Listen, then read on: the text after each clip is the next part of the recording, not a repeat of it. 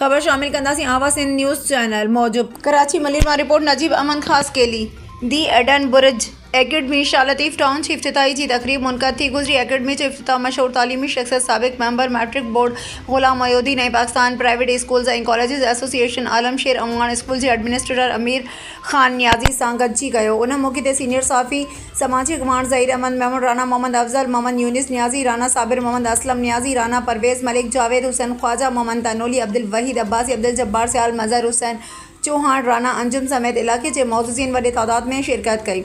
तकरीब के खिताब कंदे Pakistan private schools and colleges association के मरकज़ी अॻवान आलमशेर अमवान दी बुर्ज एकेडमी की इंतजामिया के वाधायूं ॾींदे छो त मयारी स्कूल जे क़ाइम थियण सां शाह लतीफ़ टाउन लाइ बहितरीन इल्मी तोहफ़ो साबित थींदो। ग़ुलाम मोइनुद्दीन चयो त तालीम सां मुहबत कंदड़नि पारां तालीमी इदारनि जो क़याम मिसाली साबित थींदो। शाह लतीफ़ टाउन में जहालत के ख़ात्मे जो सबब बणिजंदो। नामयारी सहाफ़ी समाजी अॻवान ज़हीर महमूद स्कूल इंतजामिया के ज़बरदस्त ख़ैरात तहसीन पेश कयो।